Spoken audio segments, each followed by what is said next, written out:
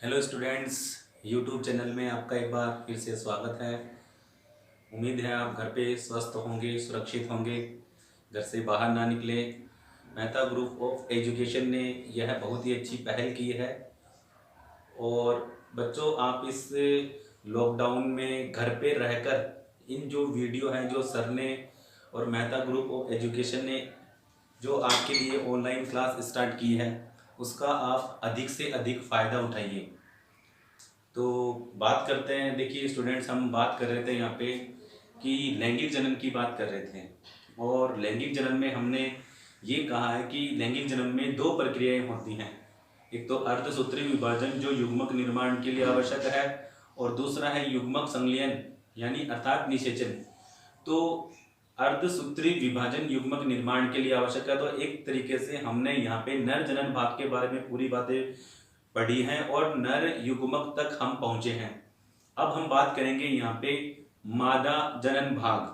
तो देखो स्टूडेंट्स, मैंने आपको बताया था कि जो पादप आवर्त बीजी पादप होते हैं उनके मादा जनन भाग जायांग होते हैं।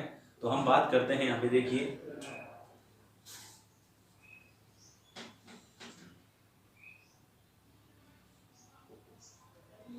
पुष्प के मादा जनन भाग, पुष्प के मादा जनन भाग के बारे में हम पढ़ेंगे। तो देखिए, पुष्प के मादा जनन भाग वास्तव में पुष्प के मादा जनन भाग है। और इस पुष्प के मादा जनन भाग जो होते हैं वो जायांग होते हैं, और जायांग की एक इकाई अंडप कहलाती है। देखिए एक्चुअल में अंडप है, जिसे स्त्री केसर भी कहा जाता है, कार्पल्स है, मेगा स्पोरोफिल। देखो स्टूडेंट्स, अब आप समझिए थोड़ी सी बात। सबसे पहले हम बात करेंगे यहाँ पे, जैसे हमने वहां पर बात की थी नर जनन भाग में पुंकेसर, तो यहाँ पर क्या होगा, स्त्री केसर या अंडप। दूसरी बात वहां पर क्या है कि परागकोश और लघु बीजाणुधानी। यहाँ पर जैसे हम बात करें कि परागको जो पुंकेसर उसके 3 भाग है, यहाँ पर भी स्त्री केसर या अंडप के 3 भाग होंगे। तो हम पूरा डिस्कस करते हैं। देखिए पुष्प के मादा जनन भाग, तो सबसे पहले अपन बात करते हैं पुष्प के मादा जनन भाग या मादा जनन भाग या मादा जनन अंग जो होते हैं वो जायांग होते हैं, जायांग होते हैं। अब जायांग की एक इकाई जिसे हम मादा जनन अंग के रूप में मानते हैं पुष्प में यानी पादप में, जायांग की एक इकाई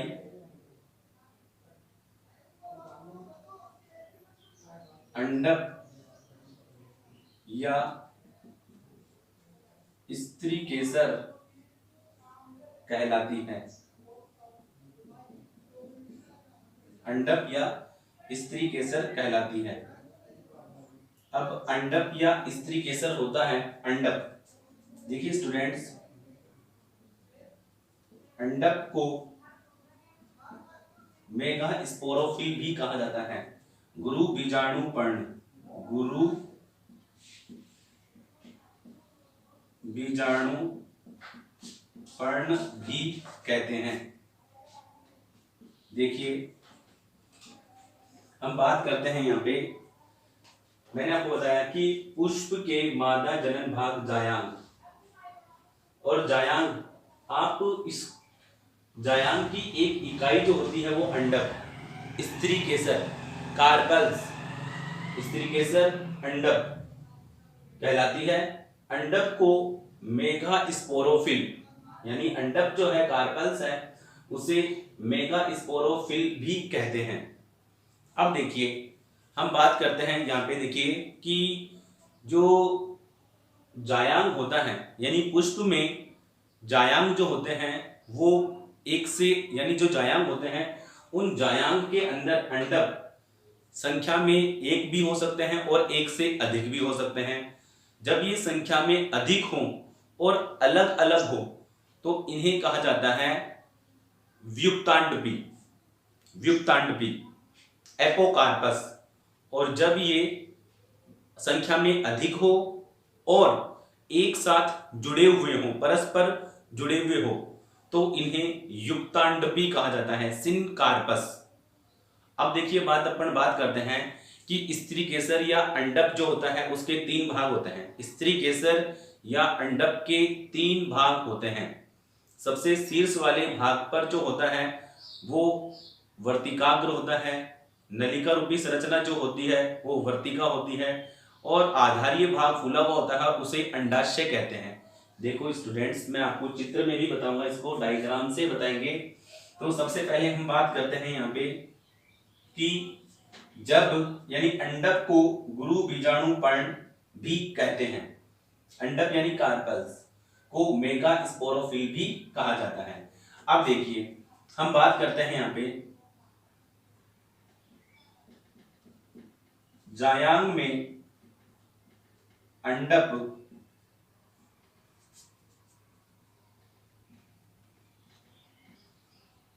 संख्या में कई हो तथा ये सभी अलग अलग हो तो इसे क्या कहा जाता है, व्युत्तांडपी, वियुक्तांडपी, यानी अंडक सभी अलग अलग, एपोकार्पस।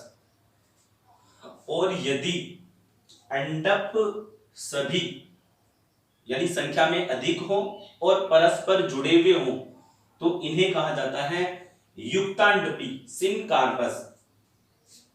यदि ये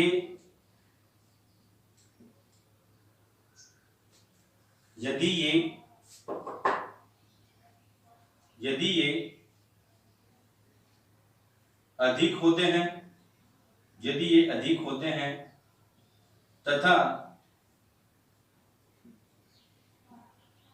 परस्पर जुड़े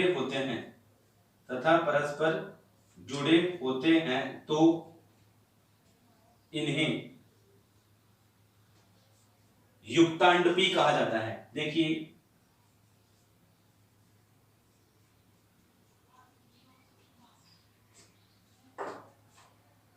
युक्तांडपी, इसको अंग्रेजी में, इंग्लिश में कहा जाता है सिनकार्पस, युक्तांडपी कहते हैं। देखिए अब बात करते हैं हम यहां पर कि जो अंडक होता है, अंडक, इसके 3 भाग होते हैं। देखो मैं इसको एक आपको डायग्राम से समझाता हूं।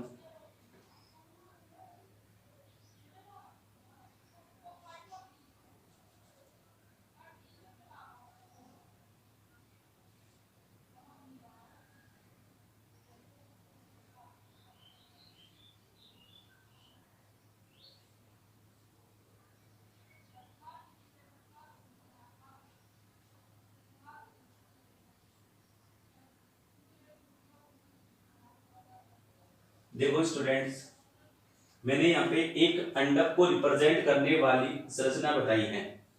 तो जो अंडक होता है उसके 3 भाग होते हैं। शीर्ष पर जो होती है उसे कहा जाता है वर्तिकाग्र, जो ऊपरी संरचना है उसे वर्तिकाग्र नाम दिया जाता है, स्टिग्मा। ये जो है उसे वर्तिका कहा जाता है, स्टाइल। और ये वाला जो भाग है वो होता है अंडाशय। देखिए जो ये पूरी एक संरचना जो है वो अंडक, देखो ये जो पूरी संरचना है वो एक अंडक या स्त्री केसर को प्रदर्शित करती है, अंडक या स्त्री केसर को प्रदर्शित करती है। ये जो देखो वर्तिकाग्र को स्टिग्मा स्टाइल और ओवरी फूला हुआ भाग।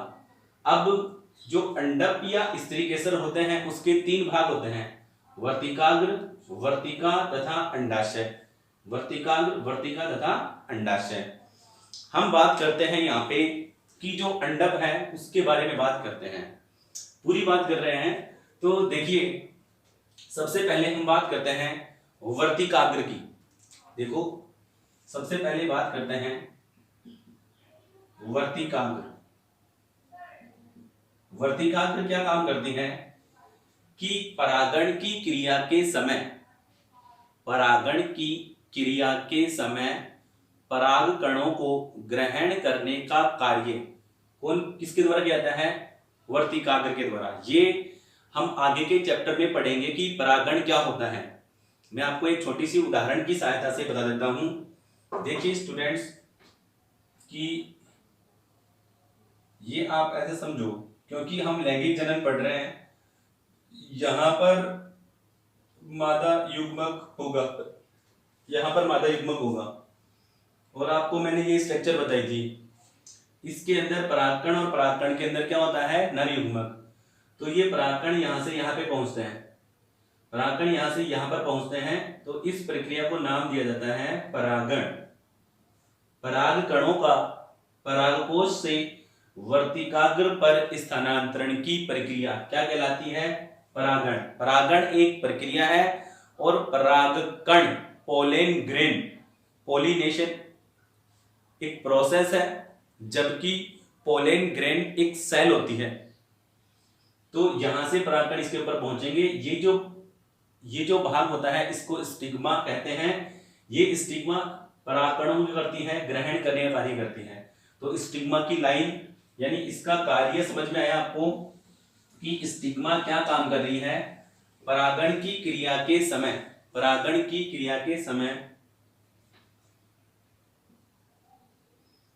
बता देना कि शीर्ष पर स्थित होती है। ये तो दिखी गया डायग्राम में कि शीर्ष पर स्थित होती है, यानी अंडक के शीर्ष भाग पर स्थित होती है। और परागण की क्रिया के समय, परागण की क्रिया के समय पराग कणों को ग्रहण करने का कार्य करती है, ग्रहण करने का कार्य करती है। परागण की क्रिया के समय परागणों को ग्रहण करने का कार्य करती है। ये तो थी बात हमारे पास किसके बारे में, वर्तिकाग्र के बारे में। देखिए अब यहाँ पे परागकण आकर गिरेंगे और यहाँ पे अंकुरण होगा। तो जो वर्तिका स्टाइल जो होती है वो देखो परागकण से पराग नलिका का विकास होता है। तो पराग नलिका के लिए मार्ग कौन प्रोवाइड करवाता है, यानी एक तरीके से वर्तिका। तो पहले वर्तिका के लिए पहली लाइन तो क्या हो गई, पहली लाइन तो यह हो गई कि अंडाशय और वर्तिकाग्र को जोड़ने वाली नलिका रूपी संरचना वर्तिका होती है, और पराग नलिका के लिए माध्यम यानी पराग नलिका के लिए मार्ग उपलब्ध कराती है। तो इसके लिए पहली लाइन तो ये याद रखना कि वर्तिकाग्र तथा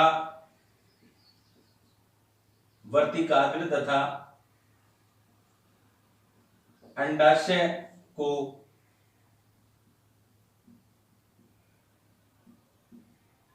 जोड़ने वाली संरचना होती है। फर्स्ट।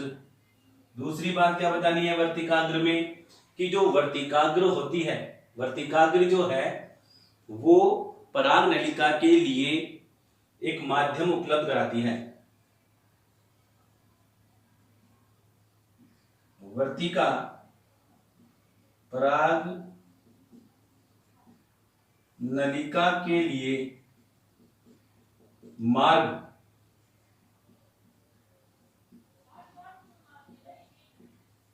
मार्ग उपलब्ध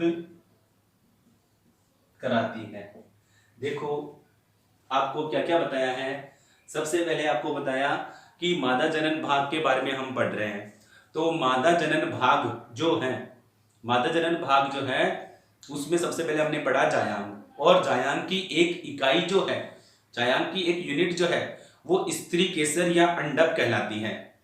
स्त्री केसर या अंडप है, इसको कार्पल्स या मेगा स्पोरोफिल भी कहा जाता है।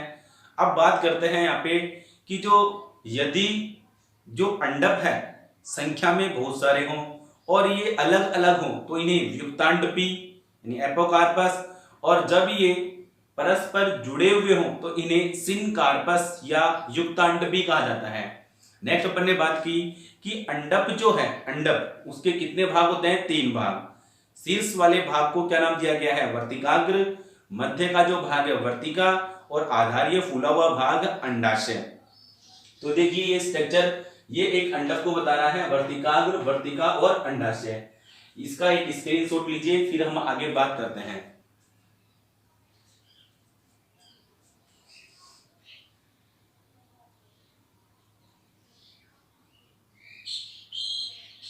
यस, देखिए हमने यहाँ पे अंडक में 3 भाग यानी वर्तिकाग्र, वर्तिका और अंडाशय, इसके बारे में वर्तिका और वर्तिकाग्र, एक तो वर्तिकाग्र और वर्तिका, इन दोनों के बारे में हमने सीखा है। अब हम बात करते हैं यहाँ पे अंडाशय के बारे में। देखिए आपको एक डायग्राम से और बताऊंगा मैं, पहले थोड़ा सा अंडाशय के बारे में पढ़ लेते हैं। हम दो पढ़ लिया हमने, ये पूरा जो भाग है वो अंडक को रिप्रेजेंट कर रहा है, और ये जो संरचनाएं होती हैं वो जायांग में स्थित होती हैं। तो हम बात करते हैं यहाँ पे,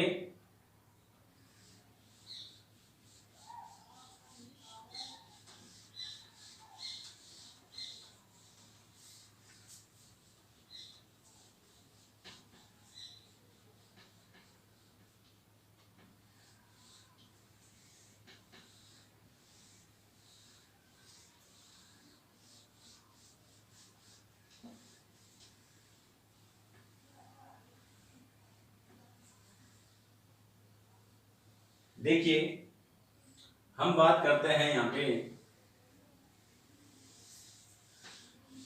देखो बात करते हैं हम यहाँ पे, एक जो अंडाशय है 3 भाग है। देखिए अंडक के 3 भाग, पहला भाग तो कौन सा था?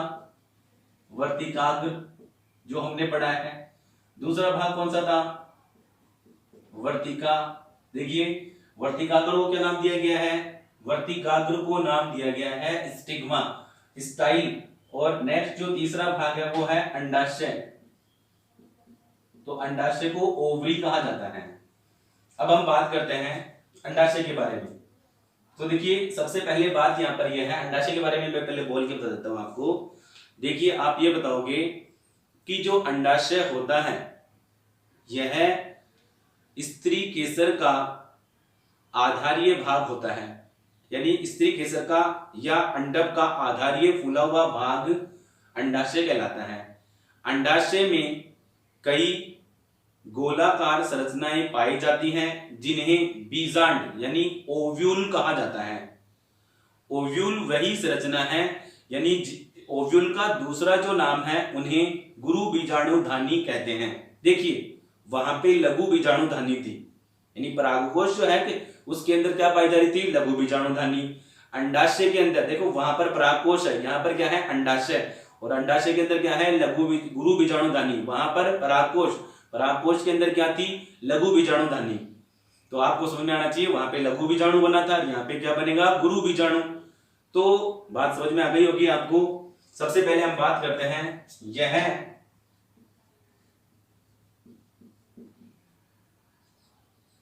यह अंडक का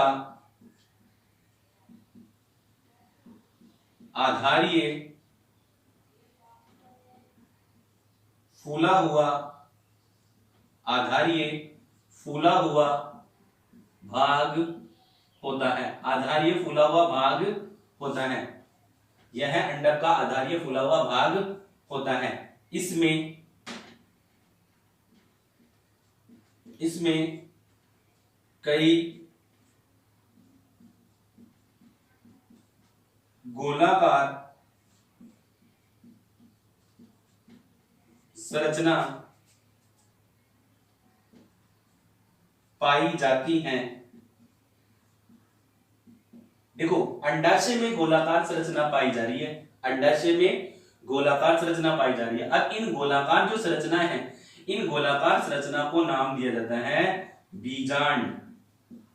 बीजांड को इंग्लिश में क्या बोलते हैं? ओव्यूल, OVULE, ओव्यूल कहते हैं।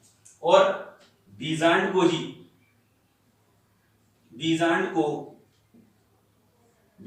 को मेगा स्पोरोफिल यानी गुरु बीजाणुधानी कहते हैं।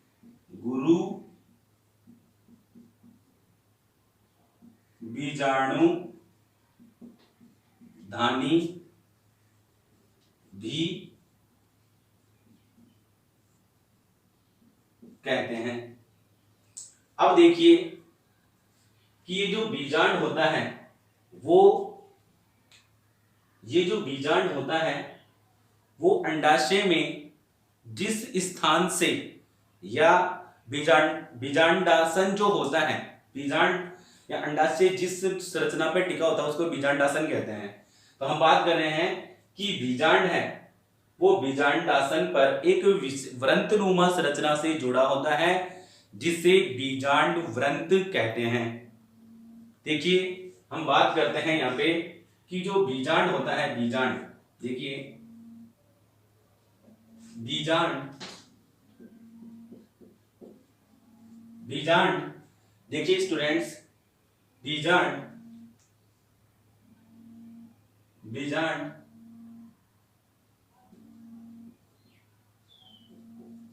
अंडाशय में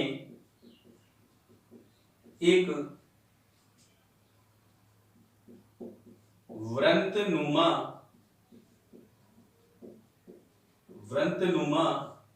संरचना से जुड़ा होता है जिसे बीजांड व्रंत कहते हैं, जिसे बीजांड व्रंत कहते हैं। अब बीजांड व्रंत बीजांड से जिस स्थान से जुड़ेगा उस स्थान को नाम दिया जाता है हाइलम। बीजांड व्रंत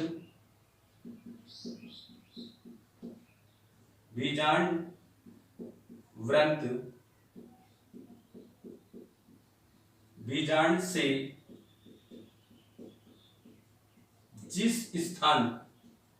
जिस स्थान से जुड़ता है उसे हाइलम, हिंदी में बोलते हैं उसको नाभिका, हिंदी में नाभिका कहते हैं।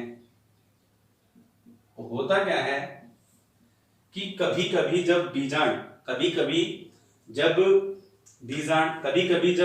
जो होता है, बीजांड वो यानी जो बीजांड व्रंत है वो बीजांड के जिस स्थान से जुड़ता है वहां पर एक उभारनुमा संरचना हो जाती है और इस उभारनुमा संरचना को रीफे कहा जाता है। देखिए कभी कभी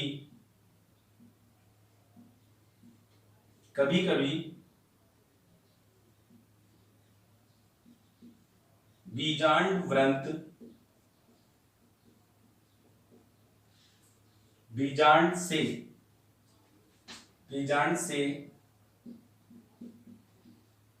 जिस स्थान से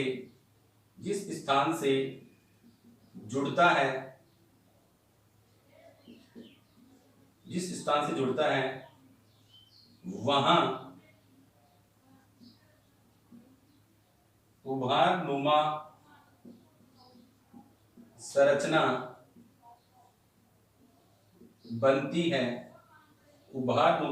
बनती है, जिसे रीफे कहा जाता है, जिसे रीफे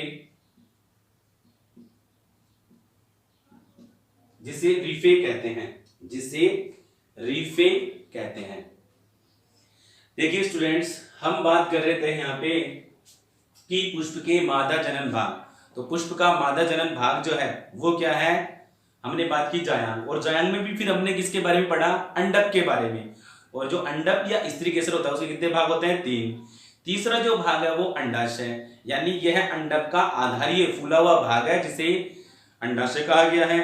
अब जो अंडाशय होता है, ये जो अंडाशय होता है उसके अंदर एक गोलाकार संरचनाएं पाई जाती हैं, गोलाकार संरचना पाई जा रही है। उन गोलाकार संरचनाओं को क्या नाम दिया जाता है, जो अंडाशय होता है उसकी गोलाकार संरचनाओं को नाम दिया जाता है बीजांड।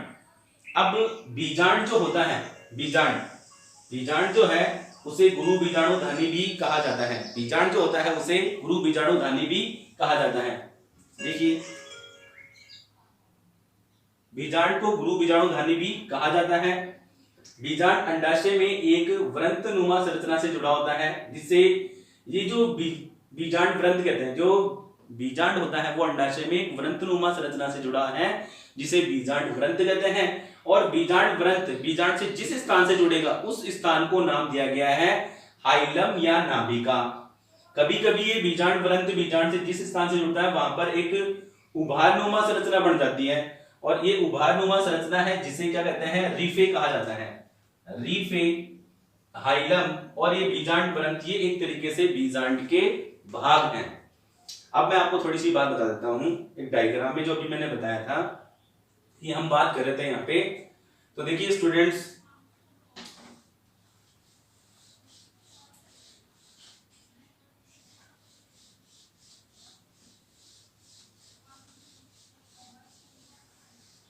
देखिए एक तो मैंने डायग्राम बनाया है अभी,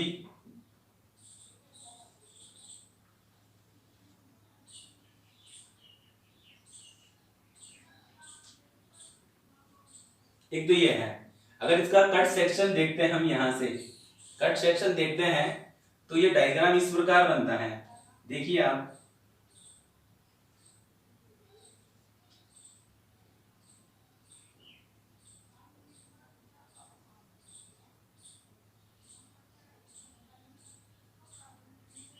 ये एक गोलाकार संरचना इसके अंदर पाई जा रही है, और एक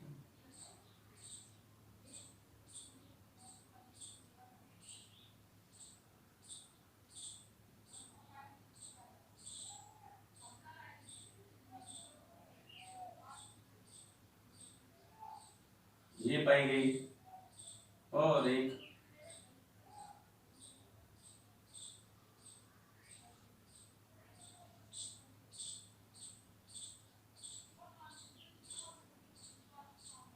ये पाई जा रही है। अब देखिए स्टूडेंट्स, मैं एक डायग्राम बना रहा हूं।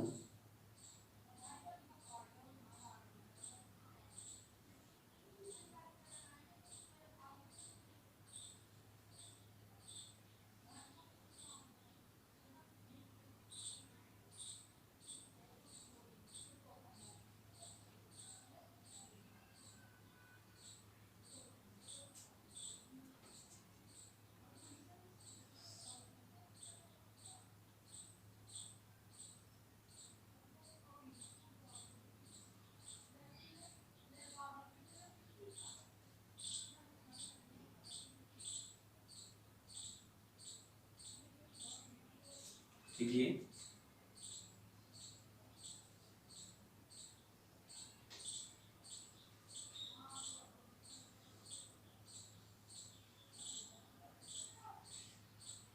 देखिए स्टूडेंट्स, ये इसका कट सेक्शन देखते हैं तो ये एक बीजांड को रिप्रेजेंट करता है, ये एक बीजांड को रिप्रेजेंट करने वाली संरचना है। अब हम बात करेंगे यहाँ पे बीजांड की। तो ये थी बात हमारे पास बीजांड के, यानी एक तरीके से स्त्री केसर के बारे में। देखिए स्टूडेंट्स, लॉकडाउन का ज़्यादा से ज़्यादा फायदा उठाएं। आप घर पे रहकर जब भी मैं पढ़ाने स्टार्ट करूँ, आप कॉपी पेन लेके बैठा करो और उसको अच्छी तरीके से जो नोट्स वगैरह होते हैं उनको आप नोट किया करो, और जो मैं बात बताता हूँ उसको इम्पोर्टेंट बात है उनको अंडरलाइन किया करो, ज़्यादा से ज़्यादा पढ़ा करो उसको। हमारा वीडियो आपको पसंद आता है तो उसे लाइक, शेयर और सब्सक्राइब जरूर करें। Thank you.